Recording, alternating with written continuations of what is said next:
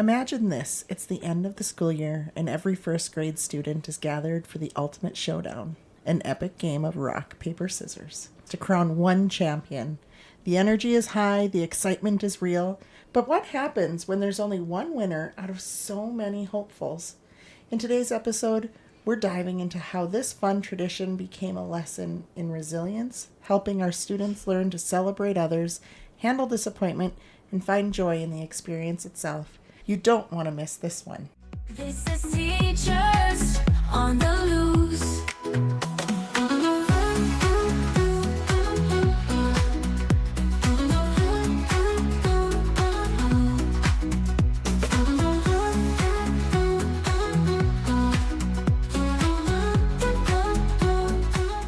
Hey everyone, welcome to Teachers on the Loose, the podcast where we turn teacher tales into belly laughs and life lessons. I'm Celeste. I'm Kristen. I'm Allison. And I'm Kelsey. Today we're going to be sharing the story of how an epic game of rock, paper, scissors played along with 120 first grade students turned into a life lesson in accepting defeat, celebrating others, and learning how to cheer on one winner with true sportsmanship. But before we dive into today's story, we want to say a huge thank you for listening to last week's episode where we shared all about how we became rap stars. Yo, yo, yo. We also had a special guest join us, Simone. Shout out to you, Simone. That was so fun. She's always up for a good prank. Plus, she is an amazing teacher and knows exactly how to make learning fun for her students. Well, we love reading your posts and your comments about how you also make learning fun for your students. It reminded me of a story between Allison and I. I read Gingerbread Man Loose in the School to my class, and we hid a gingerbread man around the school. He was lost. We made posters all around the school. We put them up and everything. And it was our mission to find him. But Allison, what happened? I remember that. My student got really concerned. Yeah. And I think I got an email that night from a parent saying, have you found the missing student? Because my child's having a hard time sleeping, worried that there's a student missing in the school. Oh my I was so gosh, confused. I'm like, you mean my gingerbread man poster? He didn't realize that it was because your students drew pictures Yes. of the gingerbread man. Yeah. And he thought that they A were real drawing student? pictures of a student that was missing. Oh my God. Yeah. Yeah. It was Oh. definitely an awkward moment, wouldn't you say? Oh, But yeah. it's kind of cute, too. We also wanted to give a big shout out to a friend who shared a post on Facebook and tagged us. Woohoo! Yay! She teaches kindergarten and they have a standard about mapping. And so they took it to a new, fun, memorable level. And they read the story, We're Going on a Bear Hunt. Then the kinder team transformed their common space into the bear hunt story. So the kids could actually go on their own bear hunt. And then once they found the bear, then they mapped out the steps they took. How fun is that? Oh my gosh. Hey, if you're listening, friend, I might have something that could just No, amp that up to no, the next level. no. Like a 7 She is foot not bear? allowed. I do have a 7-foot bear that you could borrow if you want it. No more cardboard cutouts. All right, then. So let's get back to today's story about the epic battle of the rock, paper, scissors showdown and how we incorporated that fun game into a life lesson for our students. So how did all of this get started? That's a great question, Allison. If you can imagine May in an elementary school. We get a lot of learning done in May. It's a lot. The kids I mean, are I'm done. teaching to the The last teachers day are of school. done. Oh, and so we're okay, like, sorry. how do we put some fun and some joy into this and get our kids excited? And so we were like, hey, have you seen this cute new book called The Legend of Rock, Paper, Scissors by Drew Daywalt? Great Oh, yeah. book. I Great love it. book. So if you haven't read the story, The Legend of Rock, Paper, Scissors, you need to, because it's a super cute book. And my favorite part is when Rock is talking to the Peach and he's like, you, sir, look like a fuzzy little butt. And he's like, and he goes, what? And then he's like, I challenge you to a duel. And then they battle it out. And who do you think wins, the Rock or the Peach? Well, I mean, The obvious rock. choice would be the rock. Yeah. I mean, Peach gets smushed. Oh, Yeah. no. But you know, my students, whenever I do read it, it is a hilarious moment. Yeah, in the so book. we were like, okay, great story. How do we make it extra? What are we going to do to up this just a little bit? And so we decide, you know what? let's have a rock, paper, scissors tournament. And if we're going to do this, we're going to do it big. So each class printed off a tournament bracket, and we divided our kids up, and within our classroom, they would come up to the front of the room and they would battle it out. And it was Right. like rock, paper, scissors, shoot. Yeah, like we even had to have the kids turn back to back because those little first graders will do anything to win, right? They will. You have to be careful to make sure that they're not trying to switch their answer at the last second. So the winner of each class then would represent their class in the whole first grade tournament. And what we would do is we would meet out front in front of the school for the final battle. And it was epic. It was so much fun. The kids were excited. Everybody was cheering on.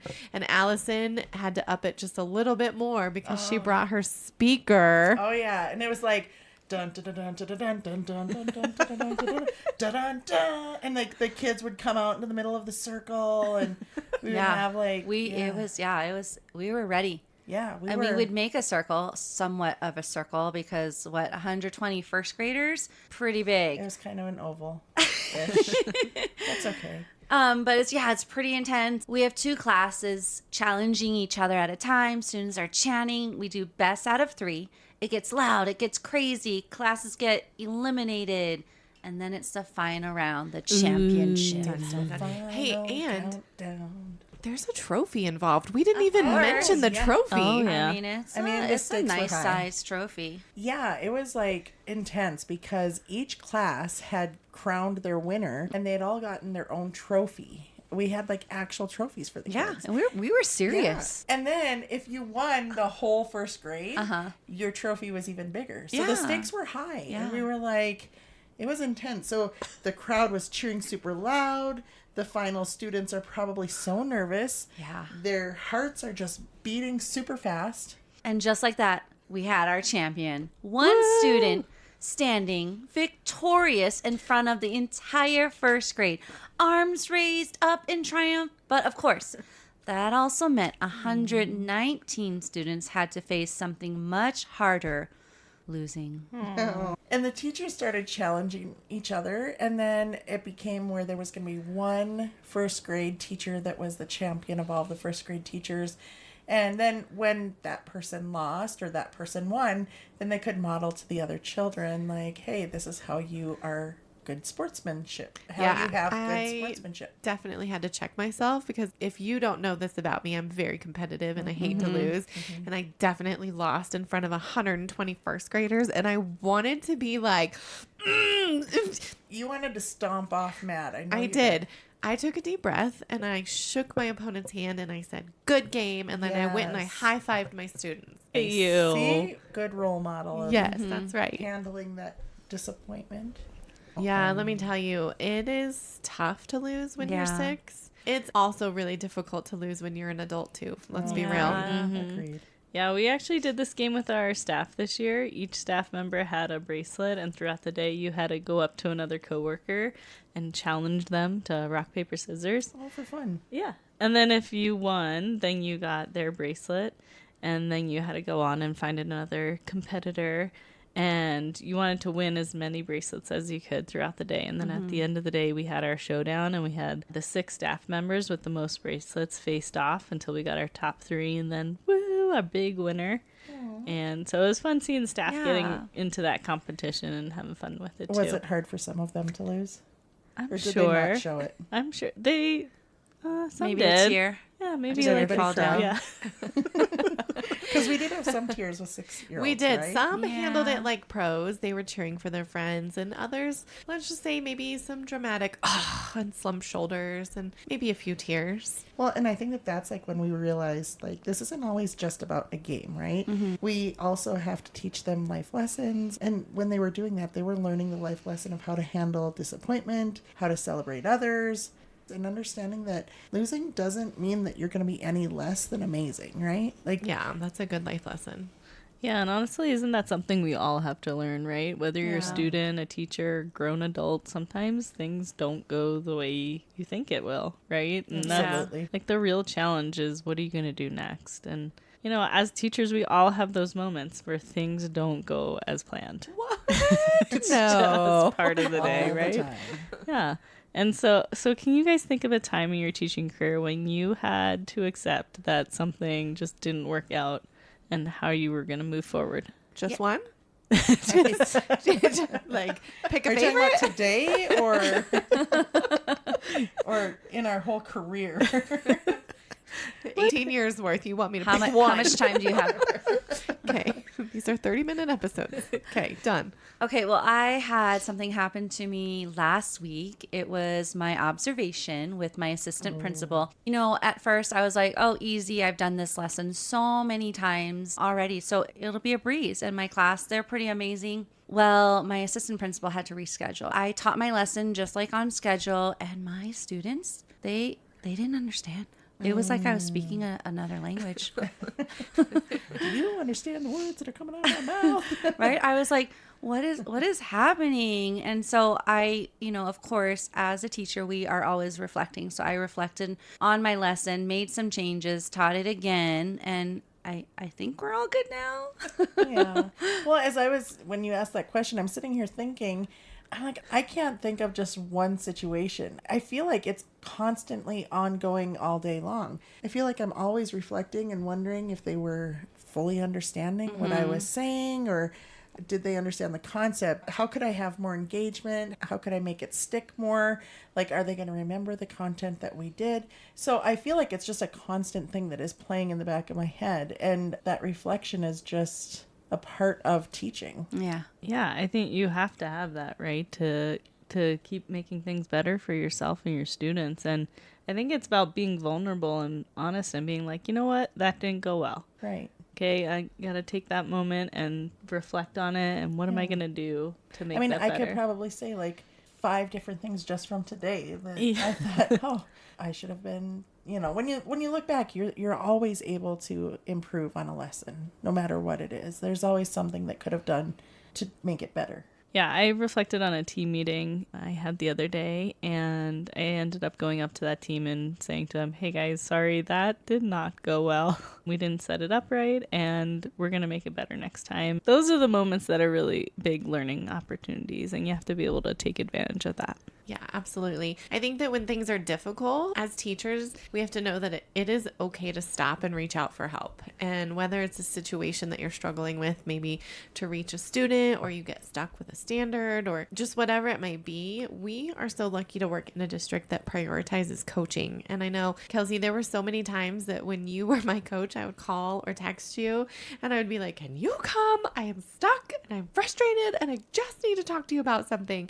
And you would have this magical way of asking all the right questions to make me feel like I could handle the situation, and then I could approach it in a new way and just be like, oh, well, it was so simple. Why didn't I think of that? But I love that, right? You have to be open and be willing to say, this isn't working, like, help me think through this. And that's how you learn. Yes, creating experiences where kids are put in difficult positions where they have to fail forward is a part of school. And it's not just about math. It's not just about reading. It's about creating a safe place to learn those life lessons, like how to have a growth mindset. Okay, so I have a question, guys. Okay. Random thought by Allison over here. I love it. These are my hear it. favorite. All right, so as we were sitting here talking, I thought, ooh, if you were going to be rock, paper, or scissors, who would you be and why? Oh, okay. Okay, I have mine. I would be paper because I like to make to-do lists. Ooh, I could see you being paper. Kelsey, that's such a good answer. Okay, I would be rock because I feel like sometimes, I'll admit it, I get a little stubborn and set in my way, and I don't always want to move You don't want to budge. or budge. So, Okay. yeah. All right. Okay. At least you. I'll be honest. You know that I'm about working yourself. on it. Yeah. All right, so I would be scissors because, scissors are kind of creative but precise, and I can cut through all my problems with style. Ooh, good one. Good answer. Good answer. All right, you guys want to know what I'm going to be? Yeah. I'm going to be fire. What? No. It's not rock, paper, You can't be scissors, fire. No, remember in the Friends episode when my there's favorite. Joey and he puts the fire out there and he's like, I win. I'm not playing with you. That's hilarious. I love that so much. Oh, anyways, hey guys, should we play a game of rock, paper, scissors? Let's do it. Should we? Okay, Do we have to ready? do our- Allison, you and Wait, who's Kelsey, gonna- go. Oh, Kelsey and I go. Do we have to be back to back? So we Okay, can ready? see? Yeah, okay, ready? No cheaters. Okay. Ready? Rock, paper, scissors, shoot. Oh, both scissors. scissors. Here we go. Ready? Rock, paper, scissors, shoot. Oh, Kelsey she was wins. paper, She won. and She I won was with a her rock. paper. All right, Yeah. so now Good it's Kristen game, and good I. game. Hey, good Good game. game. Good game. Kelsey. Okay, the winner of us is going to play the winner of Okay. you next. Okay, Here we let's go. do this. Rock, paper, scissors, shoot. Oh, Kristen Celeste, won. I won. Celeste is not stomping off mad right now. Her Come face back, is Celeste. not bright red. Come back. Celeste, how are you feeling? Thanks for the reminder. Kristen, that was a great game. Good- I'm good really game. proud of you. So, for you guys at home, Celeste was paper and Kristen was scissors. So Kristen won that round. So now we have Kristen and Kelsey. You're back to on. back. Bring do it this. on. There we go. Ready? Ready? Rock, paper, scissors, shoot. Oh, Kelsey Kelsey's had the a winner. rock, and I had Kristen had the scissors. scissors. Big winner. What's my Kelsey- prize? Oh, No trophy for you. yeah, we don't even have a trophy. What? We need to get. You can have tomorrow off. Oh, yay. Oh, tomorrow's Saturday. Yep. Though. Oh, anyway, so that's fun. I do have a question though. So I was just wondering, guys, if we are ever getting stuck or feeling like we're the rock, Yeah. like we don't want to budge, and we're like, no, this is my way or the highway. I don't want to change. The kids are wrong. I'm right, right? If we ever get stuck. If we ever get stuck and we end up being like the rock and we don't want to budge and we don't want to do it a different way and we kind of get stuck in that rut, what are some ways that we can maybe get out of that rut and start reflecting a little bit more? Well, I Good think that's why question. it's so important to have your people around you, because I feel like with us, we are comfortable enough and we trust each other enough that we can call each other out, be like, Allison, I think you need to check yourself. Or, like we are in a spot where we trust each other, that it's coming out of love and out of respect, and say, like, I think maybe you just need a different perspective. Yeah. I remember saying that to somebody. I was like, the kids aren't learning a lesson. They're all really crazy. They're loud. And then I had a coworker say, maybe it's actually you, wow. like what kind of mood are you in? Is there something going on? And I'm like, you're right. Yeah. I remember one time one of my administrators said, what's your least favorite part of the day? And I had said whatever content it was. I Yeah. can't remember. I think it might have been writing at the time. And she Yeah. said, that's going to be your student's least favorite. Oh, And that really stuck with me because I thought, "Ugh, if I'm feeling stuck teaching, Yeah. they might feel stuck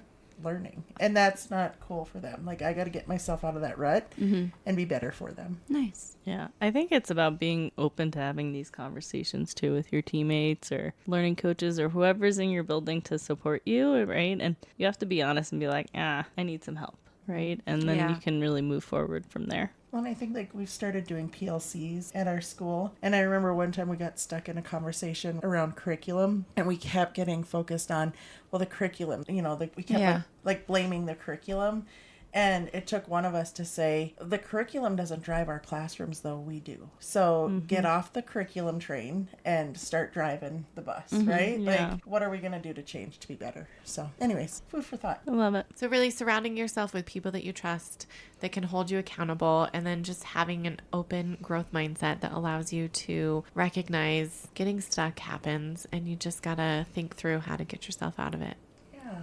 Do you guys remember the learning Learning Called the pit. learning pit. The learning pit, Yeah. yes. I was just going to say, the learning pit doesn't just apply to our students. It also applies to us, right? Like, we think that we just want to go from point A to point B, but we're going to be going up and down those valleys and peaks, and we're going to have those times where we're going to get stuck in ruts, and we have to be able to ask for help and reach out to our learning coaches or to our teams and be willing to grow and learn from each other. So, And it doesn't really matter how long you've been teaching. You can be teaching for 1 year, 15 years, and we're always learning. We make mistakes. I mean, we're human, but it's that reflection piece that we've been talking about. And being open to learning from yeah. All right, listeners on the loose, now it's your turn. Have you ever had a lesson flop or a time you had to teach your students a difficult life lesson? Share your stories with us on Instagram at Teachers on the Loose or on X at TeachersOTL, and let's keep spreading the joy. Thanks for tuning in, and remember, it's okay to fail and ask for help. And reflecting is important because it allows us to learn, grow, and improve. All right, guys. Join us next week as we talk all about bats. I don't know if Kristen's going to join us for that episode. This is Teachers on the Loose.